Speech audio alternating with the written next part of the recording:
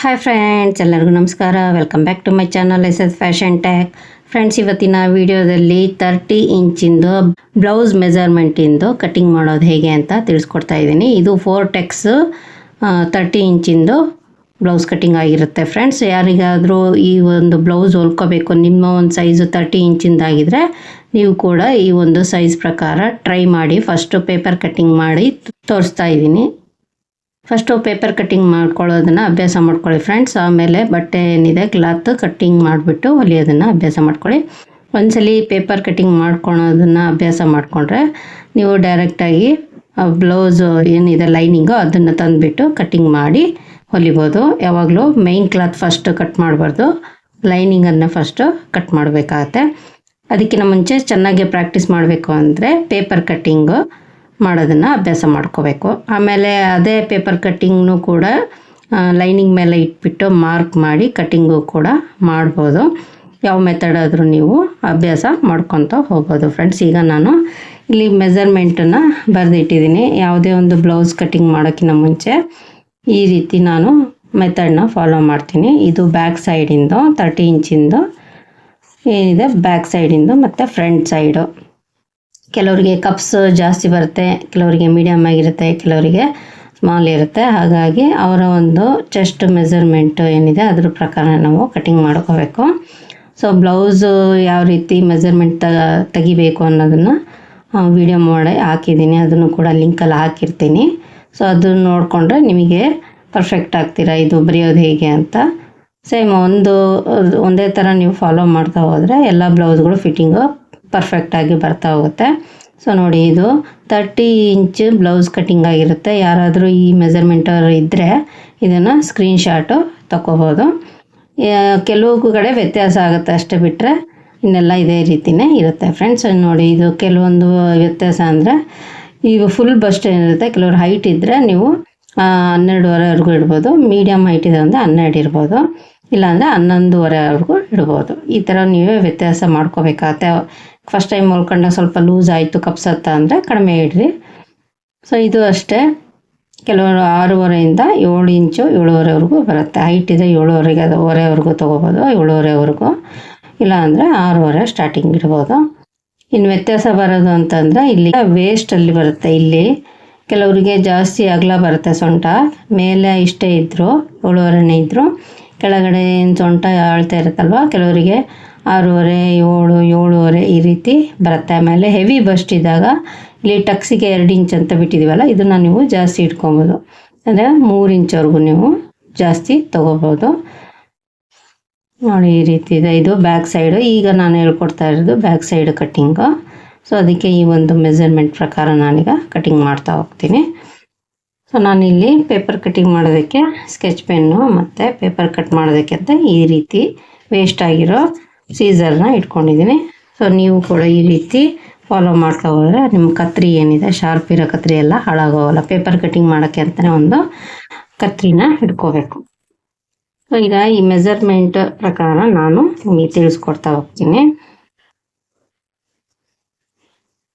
ಈ blouse length ಏನಿದೆ full length 13 ಇಂಚು. ಅಂದರೆ ಈಗ ಅವರು ಮೀಡಿಯಮ್ ಹೈಟ್ ಇರೋದ್ರಿಂದ ಇಲ್ಲಿ 13 ಇಂಚ್ವರೆಗೂ ತೊಗೊತಾ ಇದ್ದೀನಿ. ತುಂಬ ಹೈಟ್ ಇದ್ದಾರೆ, ತೆಳ್ಳಗಿದ್ದಾರೆ 30 ಇಂಚು ಅಂತಂದರೆ ನೀವು 14-14ವರೆಗೂ ತೊಗೋಬೋದು. ಅವರವರ ಒಂದು ಬ್ಲೌಸು ಮೆಜರ್ಮೆಂಟ್ ಪ್ರಕಾರ ನೀವು ಲೆಂತನ್ನು ಇಡಬೇಕಾಗತ್ತೆ. ಯಾವಾಗಲೂ ಫಸ್ಟು ರೆಡಿ ಎಷ್ಟಿದೆ ಅಂತ ನೋಡ್ಕೋಬೇಕು. ಆಮೇಲೆ ಇದಕ್ಕೆ ನಾವು ಯಾವಾಗಲೂ 1 ಇಂಚನ್ನು ಆ್ಯಡ್ ಮಾಡ್ಕೋಬೇಕು. ಈಗ 13 + 1 ಇಂಚ್ ಅಂದರೆ 14 ಇಂಚ್ ಆಗುತ್ತೆ. ನಾವು ಇಲ್ಲಿ ಫಸ್ಟಿಗೆನ ಸ್ಟಾರ್ಟಿಂಗು 14 ಇಂಚು ಇಲ್ಲಿಂದ ಪೇಪರ್ ಯಾವಾಗಲೂ ಈ ತುದಿಯಿಂದ ಈ ತುದಿವರೆಗೂ ಏನಿದೆ ನೋಡ್ಕೋಬೇಕು. ಪೇಪರ್ ಯಾವಾಗಲೂ ಇಲ್ಲಿ ಸಮಾನವಾಗಿ ಕಟ್ಟಿಂಗ್ ಇರುತ್ತೆ. ಹಾಗಾಗಿ ನೀವು ಮತ್ತೆ ಇಲ್ಲಿ ಸ್ಕೇಲ್ ಹಿಡ್ಕೊಂಡು ಲೈನ್ ಹಾಕೋ ಅವಶ್ಯಕತೆ ಇಲ್ಲ. ಸೊ ನಾನೀಗ ಫುಲ್ಲು ಲೆಂತ್ ಏನಿದೆ ಅದನ್ನು ಮಾರ್ಕಿಂಗ್ ಮಾಡ್ತಾಯಿದ್ದೀನಿ.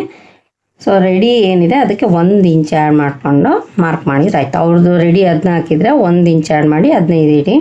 13 ಇದ್ದರೆ 1 ಇಂಚ್ ಆ್ಯಡ್ ಮಾಡಿ 14 ಇಡಿ. ನಾನಿಲ್ಲಿ 14 ಇಡ್ತಾಯಿದ್ದೀನಿ, ಯಾಕಂದರೆ ಅವರ ಒಂದು ಲೆಂತು 13 ಇಂಚ್ ಆಗಿದೆ. ಸೊ ಈಗ ಇಲ್ಲಿ ಈ ತುದಿ ಮತ್ತು ಆ ತುದಿಗೆ ನಾವು ಮಾರ್ಕಿಂಗು ಮಾಡ್ಕೋಬೇಕು. ಸೊ ನಾನು ಲೆಕ್ಕದ ಪ್ರಕಾರನೇ ಇಲ್ಲಿ ಹೇಳ್ಕೊಡ್ತಾ ಹೋಗ್ತೀನಿ. ಶೋಲ್ಡ್ರ್ ಎಷ್ಟು ಇಡಬೇಕು, ಇದು ಆರ್ಮೋಲ್ ಎಷ್ಟು ತೊಗೋಬೇಕು ಅಂತ. ಈಗ ಇಲ್ಲಿ ಶೋಲ್ಡರ್ ಲೈನನ್ನು ನಾವು ಡ್ರಾಪ್ ಮಾಡ್ತಾ ಇದ್ದೀನಿ. ಈ ಡ್ರಾಫ್ಟಿಂಗು ಕೂಡ ಪರ್ಫೆಕ್ಟ್ ಆಗಿದ್ರೆ ಬ್ಲೌಸ್ ಕಟ್ಟಿಂಗು ಪರ್ಫೆಕ್ಟ್ ನೀಟಾಗಿ ಕುತ್ಕೊಳ್ಳುತ್ತೆ ಫಿಟ್ಟಿಂಗು. ಸೊ ಈಗ ಇಲ್ಲಿ ಶೋಲ್ಡ್ರ್ ಎಷ್ಟು ಇಡಬೇಕು ಅನ್ನೋದು ಗೊತ್ತಾಗಲ್ಲ. ಅದಕ್ಕೆ ಏನು ಮಾಡಬೇಕು, ಅವರು ಬ್ಯಾಕ್ ಸೈಡು ಎಷ್ಟು ಡೀಪ್ ಹೇಳಿರ್ತಾರೆ ಅದ್ರ ಮೇಲೆ ನೀವು ಶೋಲ್ಡರ್ ಅನ್ನೋದು ಇಡಬೇಕು. ಸೊ ಅದು ಯಾವ ರೀತಿ ಅನ್ನೋದನ್ನು ನಾನು ಇಲ್ಲಿ ತಿಳಿಸ್ಕೊಡ್ತಾ ಇದ್ದೀನಿ. ಸೊ ಈ ಒಂದು ಲೆಕ್ಕ ನೀವು 9 ಇಂಚುವರೆಗೂ ಇದೇ ಥರನೇ ಇಟ್ಕೋಬೋದು ನೋಡಿ. ಸೊ ಈಗ ಇಲ್ಲಿ ನಾನು ಶೋಲ್ಡರ್ ಲೆಕ್ಕ ಗೊತ್ತಾಗ್ತಿಲ್ಲ ಎಷ್ಟು ಇಡಬೇಕು ಅಂತ. ಈಗ ನಾನು ಇಲ್ಲಿ 9 ಇಂಚವರೆಗೂ ಅಥವಾ 10 ಇಂಚವರೆಗೂ ಡೀಪು ಇಡ್ರಿ ಅಂತ ಹೇಳಿದ್ದಾರೆ. ನಾನು 10 ಇಂಚವರೆಗೂ ಇಡ್ತಾ ಇದ್ದೀನಿ. ಈಗ ನಮಗೆ ಮೊದಲು ಲೆಕ್ಕದ ಪ್ರಕಾರ ಮಾಡಬೇಕು ಅಂದರೆ ನಮಗೆ ಅಪ್ಪರ್ ಚೆಸ್ಟು ಎಷ್ಟಿದೆ ಅಂತ ನೋಡ್ಕೋಬೇಕು. ಸೊ ಅದು 30 ಇಂಚು. ಫಸ್ಟು ಶೋಲ್ಡರ್ ಲೆಕ್ಕ ಏನಿದೆ ಅದನ್ನು ಮಾಡ್ಕೊಳ್ಳೋಣ. ಈ 30 ಏನಿದೆ 30 ಇಂಚು ಅಂತ ಏನಿದೆ ಅದನ್ನು ಫಸ್ಟು ಟೈಪ್ ಮಾಡ್ಕೊಳ್ಳಿ. ಡಿವೈಡೆಡ್ ಬೈ 6 ಹಾಕೋಬೇಕು. ನಿಮಗೆ ಇಲ್ಲಿ 40 ಏನಾದರೂ ಹಾಕೋಬೋದು. ಅಂದರೆ 40 ಚೆಸ್ಟಿಂದ ಆದರೆ 40 ಹಾಕೊಳ್ಳಿ. 38 ಚೆಸ್ಟಿಂದ ಕಟ್ ಮಾಡ್ತಾ ಇದ್ದೀನಿ ಅಂದರೆ 38 ಹಾಕೊಳ್ಳಿ. ನಾನಿಲ್ಲಿ 30 ಬ್ಲೌಸ್ ಕಟ್ಟಿಂಗ್ ಮಾಡ್ತಾ ಇರೋದ್ರಿಂದ 30 ಹಾಕೊಂಡಿದ್ದೀನಿ. ಅದನ್ನು ಡಿವೈಡೆಡ್ ಬೈ 6ಇಂದ ಮಾಡ್ಕೋಬೇಕು ನೋಡಿ. ಸೊ ಇಲ್ಲಿ 5 ಅಂತ ಬಂತು ಅಲ್ವಾ. ಸೊ ನಾವಿಲ್ಲಿ 5ವರೆಗೂ ಇಟ್ಟರೆ ಸಾಕಾಗತ್ತೆ.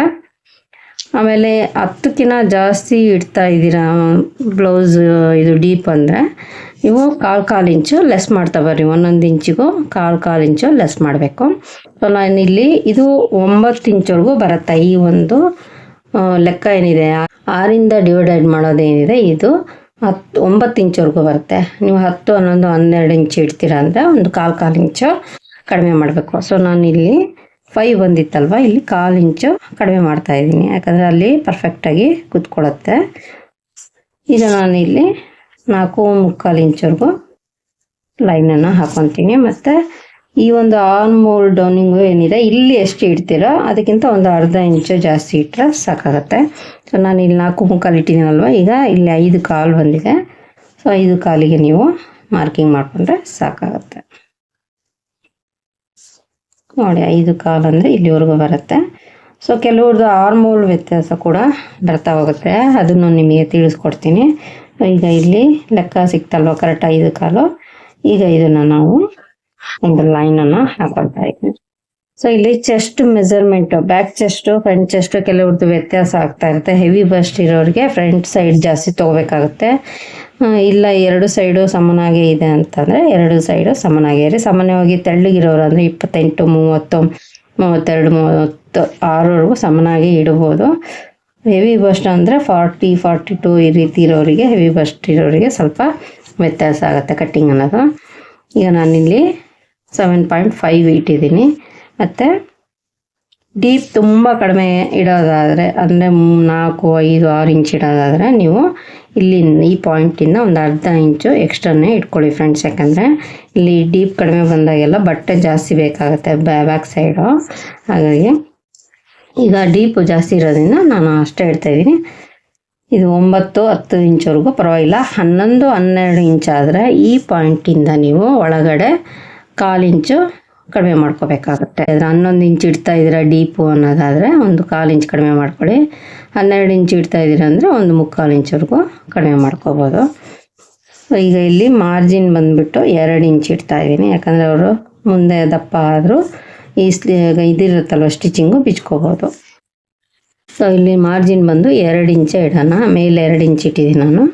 ಹಾಗಾಗಿ ಇಲ್ಲೂ ಮೇಲೆ ಕೆಳಗೆ 2 ಕಡೆನೂ 2 ಇಂಚೆ ಮಾಡ್ಕೊತಾ ಇದ್ದೀನಿ. ಸೊ ಈಗ ಬ್ಯಾಕ್ ಸೈಡು ಕೆಳಗಡೆ ಸೊಂಟ ಸುತ್ತಳತೆ ಏನಿದೆ ಅದನ್ನು ಮಾರ್ಕ್ ಮಾಡಬೇಕು ನಾವು. ಈಗ ಇಲ್ಲಿ ಫ್ರಂಟ್ ಸೈಡ್ ಎಷ್ಟು ಇಟ್ಟಿರ್ತೀವೋ ಬ್ಯಾಕ್ ಸೈಡು ಅಷ್ಟೇ ಇಟ್ಟರೆ ಆಗುತ್ತೆ. ಮೀಡಿಯಮ್ ಸೈಜ್ ಇದ್ದರೆ ಈ ರೀತಿ ಇಡಿ. ತುಂಬ ಹೆವಿ ಬಸ್ಟ್ ಇರೋರಿಗಾದರೆ ಇಲ್ಲಿ ಜಾಸ್ತಿ ಮಾಡಿಕೊಂಡು ಬ್ಯಾಕ್ ಸೈಡು ಕಡಿಮೆ ಇಡಬೇಕಾಗತ್ತೆ. ಇಲ್ಲ ಫ್ರಂಟ್ ಸೈಡು ಕಡಿಮೆ ಇದೆ, ಈ ಬ್ಯಾಕ್ ಸೈಡು ಬೊಜ್ಜು ಜಾಸ್ತಿ ಇದೆ ಅಂದರೆ ಬ್ಯಾಕ್ ಸೈಡ್ ಜಾಸ್ತಿ ಇಡಿ, ಫ್ರಂಟ್ ಸೈಡು ಕಡಿಮೆ ಮಾಡ್ಕೊಳ್ಳಿ. ಅದನ್ನು 26 ಇಂಚು ಸೊಂಟ ಸುತ್ತಳತೆ ಏನಿದೆ ಅದನ್ನು 4ರಿಂದ ಡಿವೈಡೆಡ್ ಮಾಡಿದರೆ 6.25 ಬರುತ್ತೆ.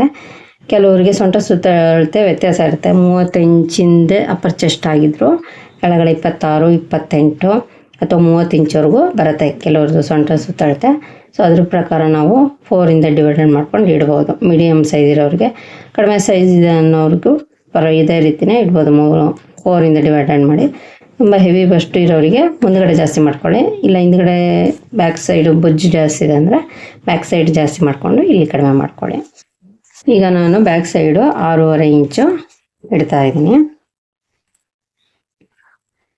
ಸೊ ನೋಡಿ, ಇದೇನಿದೆ ಫಸ್ಟು 6.5 ಇಂಚಿಗೆ ಮಾರ್ಕಿಂಗು ಮಾಡ್ಕೊಳ್ಳೋಣ. ಆಮೇಲೆ ಇಲ್ಲಿ ಡಾಟಿಗೆ ಅಂದರೆ ಟಕ್ಸ್ ಹಿಡಿತೀವಲ್ಲ ಹಿಂದ್ಗಡೆ ಸೈಡು, ಅದಕ್ಕೆ ಅಂತ 1 ಇಂಚು ಇಡ್ತಾ ಇದ್ದೀನಿ. ಮತ್ತು ಇಲ್ಲಿ ಮಾರ್ಜಿನ್ ಬಂದುಬಿಟ್ಟು 2 ಇಂಚ್ವರೆಗೂ ತೊಗೊಂಡಿದ್ದೀನಿ. ಈಗ ಈ ಮೇಲ್ಗಡೆ ಡಾಟಿಂದ ಕೆಳಗಡೆ ಡಾಟಿಗೆ ನಾನು ಸೇರಿಸ್ಕೊತಾ ಇದ್ದೀನಿ. ಸೇಮ್ ಇದೇ ರೀತಿ ಎಲ್ಲ ಚೆಸ್ಟ್ ಮೆಜರ್ಮೆಂಟಿಂದ ಏನಿದೆ ಇದೇ ಪ್ರಕಾರನೇ ಕಟಿಂಗ್ ಅನ್ನೋದು ಮಾಡಬೇಕಷ್ಟೇ. ಈಗ ಇಲ್ಲಿ ನಾನು 1/2 ಇಂಚು ತೊಗೊತಾ ಇದ್ದೀನಿ ಫ್ರೆಂಡ್ಸ್. ಇಲ್ಲಿಂದ ಇದೇನಿದೆ ಇಲ್ಲಿಂದ ಇಲ್ಲಿಗೆ 1/2 ಇಂಚ್ ಆ್ಯಡ್ ಮಾಡಿಕೊಂಡು ಇಲ್ಲಿ ಒಂದು ಲೈನನ್ನು ಹಾಕೊಳ್ಳಿ.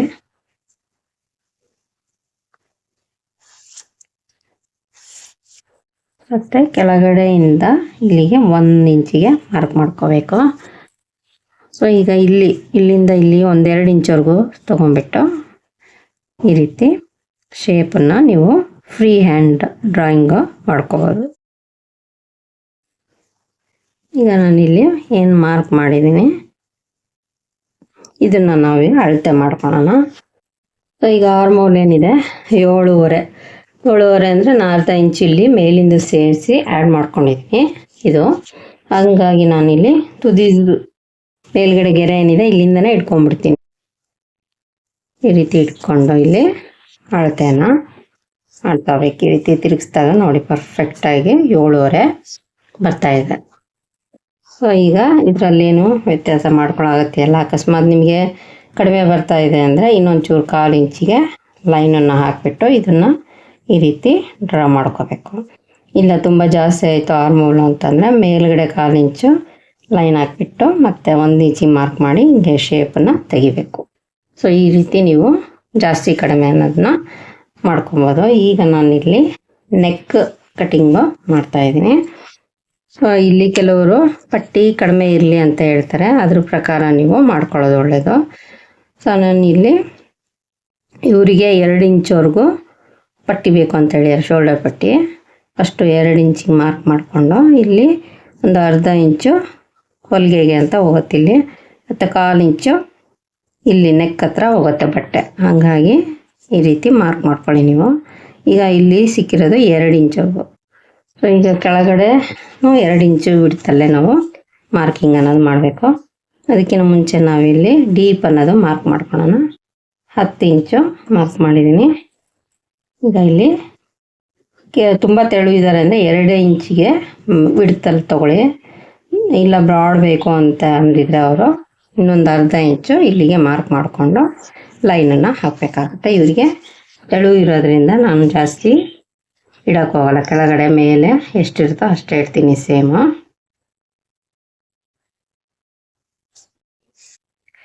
ಈಗ ಮೇಲ್ಗಡೆ ಡಾಟಿಂದ ಕೆಳಗಡೆ ಡಾಟಿಗೆ ಲೈನನ್ನು ಹಾಕೋಬೇಕು.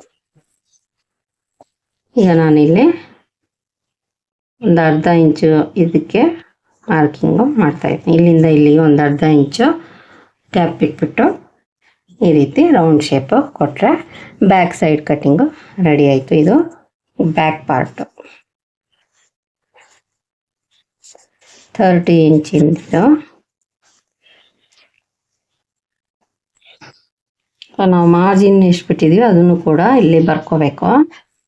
ಮತ್ತು ಇಲ್ಲಿ 7.5 ಇಂಚು ಇಟ್ಟಿದ್ದೀವಿ ಬ್ಯಾಕ್ ಸೈಡ್, ಅದನ್ನು ಬರ್ಕೊಂಡಿದ್ರೆ ನಿಮಗೊಂದು ಐಡಿಯಾ ಇರುತ್ತೆ. ಸೊ ಇದು 7.5 ಇಲ್ಲಿಂದ ಇಲ್ಲಿಗೆ, ಮತ್ತು ಇದು ಮಾರ್ಜಿನ್ನು 2 ಇಂಚು, ಇದು 10 ಇಂಚು ನೆಕ್ಕು ಡೀಪು. ಸೊ ಇಲ್ಲಿ ಪಟ್ಟಿ ಎಷ್ಟು ಬಿಟ್ಟಿದ್ದೀರ ಅಂತ 2 ಇಂಚಿಗೆ ರೆಡಿ ಆಗುತ್ತೆ. ಪ್ಲಸ್ ಆ ಕಡೆ ಈ ಕಡೆ 1/2 ಇಂಚು ಪ್ಲಸ್ 1/4 ಇಂಚು ನೆಕ್ಕಿಗೆ. ಸೊ ಇದು ನಿಮಗೆ ಲೆಕ್ಕ ಗೊತ್ತಾಗಲಿ ಅಂತ ನಿಮಗೆ ತೋರಿಸ್ತಾ ಇರೋದು. ನೋಡಿ, ಸ್ಕ್ರೀನ್ ಶಾಟ್ ತಗೊಂಡ್ರೆ ಸಾಕು. ನೀವು ಇದೇ ಪ್ರಕಾರನೇ ಕಟ್ಟಿಂಗ್ ಅನ್ನೋದು ಮಾಡ್ಕೊಬೋದು. ಕೆಳಗಡೆ ಸೊಂಟ ಸುತ್ತಳತೆ 6.5, ಪ್ಲಸ್ 1 ಇಂಚು ಪ್ಲಸ್ ಮಾರ್ಜಿನ್ನು 2 ಇಂಚು. ಇದೇ ಪ್ರಕಾರ ಮಾರ್ಕಿಂಗ್ ಮಾಡ್ಕೊಂಬಿಟ್ರೆ ನೀವು ಹೊಲಿಬೇಕಾದ್ರೆ ಜಸ್ಟ್ 2 ಇಲ್ಲಿಂದ ಇಲ್ಲಿಗೆ 2 ಇಂಚಿಗೆ ಮಾರ್ಕ್ ಮಾಡ್ಕೊಂಬಿಟ್ಟು ಸೀದಾ ಇಲ್ಲಿಂದ ಹೊಲಿಗೆ ಹಾಕ್ಬಿಟ್ರೆ ಸಾಕು. ಸ್ಲೀವ್ ಅಷ್ಟೇ ಪ್ರತಿಯೊಂದು ಮೆಜರ್ಮೆಂಟ್ ಪ್ರಕಾರನೇ ನಾನು ಕಟಿಂಗ್ ಮಾಡಿ ತೋರಿಸ್ತಾ ಇದ್ದೀನಿ, back side front side 2. Next ವಿಡಿಯೋದಲ್ಲಿ ನಾನು ಫ್ರಂಟ್ ಸೈಡ್ ಕಟಿಂಗ್ ತೋರಿಸ್ತಾ ಇದ್ದೀನಿ ಇದ್ರದ್ದು. ಸೊ ಇದನ್ನು ನಾನು ಹಾಗೆ ಇಟ್ಕೊಂಡಿರ್ತೀನಿ. ನೆಕ್ಸ್ಟು ವಿಡಿಯೋ ಏನಾಗಿರುತ್ತೆ ಫ್ರಂಟ್ ಸೈಡು ಪಟ್ಟಿ ಮತ್ತು ಮೇಲ್ಗಡೆ ಪಾರ್ಟ್ ಏನಿದೆ ಅದನ್ನು 4 ಟಕ್ಸಿಂದ ಇರುತ್ತೆ, ಅದನ್ನು ಕಟಿಂಗ್ ಮಾಡಿ ತೋರಿಸ್ತಾ ಇದ್ದೀನಿ ಫ್ರೆಂಡ್ಸ್. ಈಗ ಇದನ್ನು ನಾನು ಕಟ್ ಮಾಡಿ ತೋರಿಸ್ತಾ ಇದ್ದೀನಿ. ಸೊ ಮಾರ್ಕಿಂಗ್ ಏನು ಮಾಡಿರ್ತೀರಾ ಈ ಕಡೆ ತುದಿ ಎಲ್ಲ ಕಟ್ ಮಾಡ್ಕೊಳ್ಳಿ. ಅದೇನು ಸ್ಕೆಚ್ ಪೆನ್ ಬಂದಿರುತ್ತಲ್ವ ಆದಷ್ಟು ಈ ಕಡೆ ತುದಿ ಔಟ್ ಸೈಡಿಗೆ ಹೋಗಬೇಡಿ, ಒಳಗಡೆ ಸೈಡಿಗೆ ಬನ್ನಿ. ಈ ಪೇಪರ್ ಕಟ್ಟಿಂಗ್ ಹಾಗೆ ಇಟ್ಕೊಂಡ್ರು ಸಾಕು. ನಿಮ್ಮ ಒಂದೇ ಸಿಂಗಲ್ ಹೊಲಿತಾ ಇದ್ರ ಅಂದರೆ ನೀವು ಒಂದು ಪೇಪರ್ ಕಟ್ಟಿಂಗು ಬೈಂಡಿಂಗ್ ಶೀಟ್ ಬರುತ್ತಲ್ವ ಅದ್ರಲ್ಲಿ ಕಟಿಂಗ್ ಮಾಡಿ ಇಟ್ಕೊಂಬಿಟ್ರೆ ಎಷ್ಟು ವರ್ಷ ಆದರೂ ಅದು ಹಾಳಾಗಿ ಹೋಗಲ್ಲ. ಬೈಂಡಿಂಗ್ ಶೀಟ್ ಗಟ್ಟಿ ಇರುತ್ತೆ. ಇಲ್ಲ ನಾವು ಅವಾಗೆ ಲೆಕ್ಕ ಮಾಡಿಕೊಂಡೆ ಕಟಿಂಗ್ ಮಾಡ್ಕೊತೀವಿ ಅಂದರೆ ಒಂದು ಬರೆದು ಇಟ್ಕೊಂಬಿಡಿ ಲೆಕ್ಕ. ಶೋಲ್ಡ್ರ್ ಎಷ್ಟು ಇಟ್ಟಿದ್ವಿ, ಆರ್ಮೂಲ್ ಎಷ್ಟು ಡೌನಿಂಗ್ ಮಾಡಿದ್ವಿ ಅಂತ ಎಲ್ಲ ಬರೆದು ಇಟ್ಕೊಂಡ್ರೆ ಸಾಕಾಗುತ್ತೆ.